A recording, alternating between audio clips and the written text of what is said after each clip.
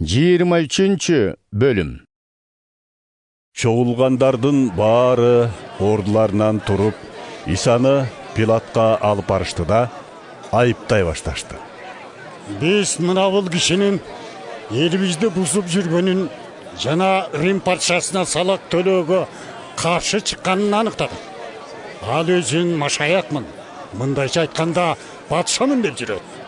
Дешти. Ошондо Пилат Исадан Иудейлердин падышасы сенсиңби? деп сурады. Иса Өзүңүз айтып турасыз. деп жооп берди. Пилат жогорку дин кызматчылар менен жыйылган элге кайрылып, Мен бул адамдан эч бир күнөө таппай турам. деди. Бирок алар ого бетер күчөшүп, Бұл киши Галилеядан баштап, ушул жерге чейин бүткүл Иудеяга өз таалимин таратып, элди ээликтирип жүрөт. дешти. Пилат Галилея тууралуу укканда Бул киши Галилеялыкпы? деп сурады.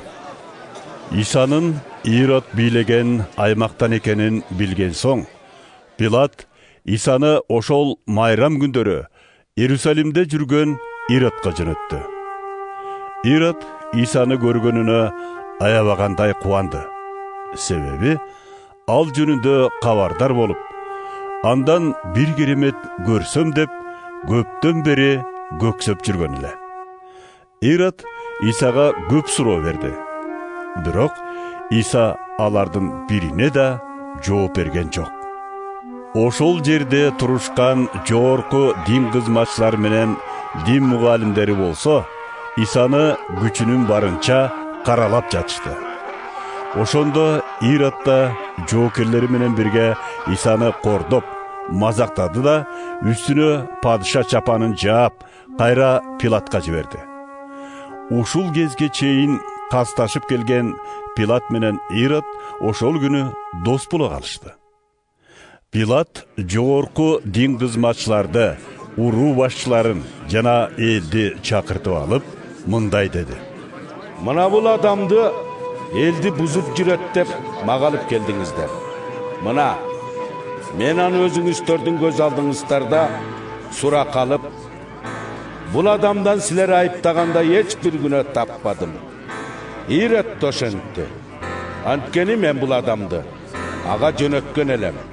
Демек, ал өлүм жазасына тартыла тургандай эч кандай кылмыш кылган жок.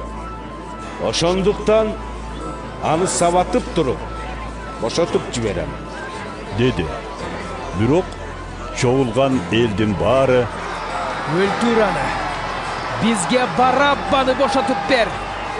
деп чуулдашты. Барабба болсо шаарда көтөрүлүш чыгарып, киши өлтүргөндүгү үчүн түрмөгө камалган эле. Пилат Исаны кое бермекчи болуп, кайрадан элге кайрылды. Бирок алар Аны айкаш жыгачка кер. Аны айкаш жыгачка керип сал. деп чуу салышты. Пилат алардан бул киши кандай жамандык кылды? деп үчүнчү жолу сурады да мындай деди. Мен андан өлүм жазасына тарта тургандай эч айып таппай турам. Ошондуктан сабатып туруп, бошотуп жиберейин. Бирок алар бир ооздон Аны айкаш жыгачка керип сал. деп кыйкыра беришти. Акыры эл менен башкы диний кызматчылардын кыйкырыктары үстөмдүк кылып, Пилат алардын талабына көнүүгө аргасыз болду. Көтөрүлүш чыгарганы жана киши өлтүргөн үчүн түрмөгө камалган адамды алардын суранычы боюнча бошотуп жиберди. Ал эми Исаны алардын ыктыярына тапшырды. Жоокерлер Исаны жазалай турган жерге алып бара жатышканда, айылдан шаарга келе жаткан Ысман аттуу Киринеялыкты кармап алышып, ага айкаш жыгачты артып, İsa'nın arkasынан көтөртүп коюшту. İsa'ны өтө көп эл ээрчип келе жатты. Көптөгөн аялдар боздоп ыйлап баратышты. İsa аларга кайрылып мындай деди: О, Иерусалим аялдары, мен үчүн ыйлабагыла. Өзүңөр үчүн, жана балдарыңар үчүн ыйлагыла. Себеби согончогу канабаган, бала төрөбөгөн, эмчек эмизбеген аялдар бактылуу дей турган азаптуу күндөр келет. Ошол убакыт адамдар тоолорго, үстүбүзгө кулагыла, дөбөлөргө бизди көп калгыла деп айта турган болушат. Эгер жашыл даракты ушундай кылып жатышса, анда куураган жыгачка эмне болот? Жоокерлер İsa менен бирге эки кылмышкерди да өлтүрүүгө алып баратышты. Алар баш сөөк жайы деген жерге келишкенде, İsa менен кошо кылмышкерлерди да бирин оң жагына, бирин сол жагына айкаш-чыгаштарга кадап салышты. İsa: О, ата, буларды кечире көр. Алар эмне кылып жатышканын өздөрү билишпейт, dedi. Жоокерлер чүчү кулак кармашып, İsa'nын кийимдерин өзара бөлүп алышты. Эл муну карап турду. Башчылар да İsa'ны мазакташып: Ал башкаларды куткарчы эле. Эгер чын эле ал Кудай тандаган Машаяк болсо, эми өзүн куткарып көрсүнчү, дешти. Жоокерлер да алдына келип, ага кычкыл ичимдик сунушуп: Эй, иудейлердин падышасы болсоң, өзүңдү куткарбайсыңбы? деп аны кордошту.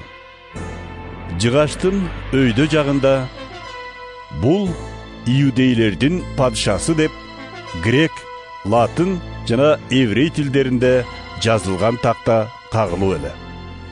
İsa'нын жанына жыгаштарга кагылган эки кылмышкердин бири аны мазактай: Сен Машаяк эмессиңби? Кана, өзүңдү да, бизди да куткарбайсыңбы? dedi. Экинчиси тескерисинче аны тыйып: Кудайдан коркпойсуңбу? Өзүң да бул жазага тартылдың го. Биз го кылган иштерибизге жараша тийиштүү жазабызды алдык. Бул болсо эч жамандык кылган жок, dedi. Ошондон кийин эгебизге: Ыйса, падышачылыгына келгенде мени эстей көр, dedi.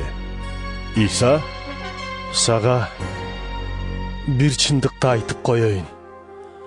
Бүгүн сен мени менен бирге бейиште болосуң, dedi. Түшкү саат 12-лерде күн тутулуп, бүт жерди караңгылык басып, ал саат 3-кө чейин созулду. Ибадатканадагы көшөгө тең ортосунан айрылып, экиге бөлүндү.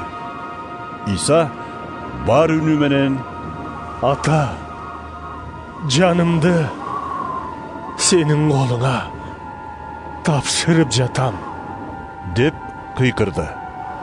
Ушундай деп ал акыркы демин чыгарды. Ушул окуяларды көрүп турган римдик жүзбашы: Бул адам чынында эле ак экен, деп Кудайды даңктады. Кызык көргөнү чогулуп, бул окуяга күбө болгон эл көкүрөгүн койгулап, катуу кайгырып, шаарга кайтышты. Ал эми İsa'ны тааныгандардын бардыгы жана Галилеядан бери ээрчип келген аялдар ушунун баарын алыстан карап турушту. Жогорку кеңештин Жусуп аттуу мүчөсү бар эле. Ал Иудеядагы Ариматия шаарынан чыккан ак пейил, адил адам болчу. Ал иудей жетекчилеринин чечими менен ишине макул болбогон, Удай падышачылыгын күтүп жүргөн киши боло турган. Эми ал Пилатка барып, Исанын сөөгүн сурап алды. Аны жыгачтан түшүрүп алып, ак кепинге ороду. Аска ташты оюп жасалган, али эч ким коюлбаган бир көргө алып барды. Бул иш даярдануу күнү кечинде, дем алыш күнү жаңы башталган маалда болду. Иса менен бирге Галилеядан келген аялдар Жусупту ээрчип келишип көрдү да, анын ичине сөөктүн кандай коюлганын да көрүштү. Алар шаарга кайтышып, атыр менен жыттуу май камдашты. Дем алыш күнү болсо, Тоорат мыйзамына ылайык эч иш кылбай эс алышты.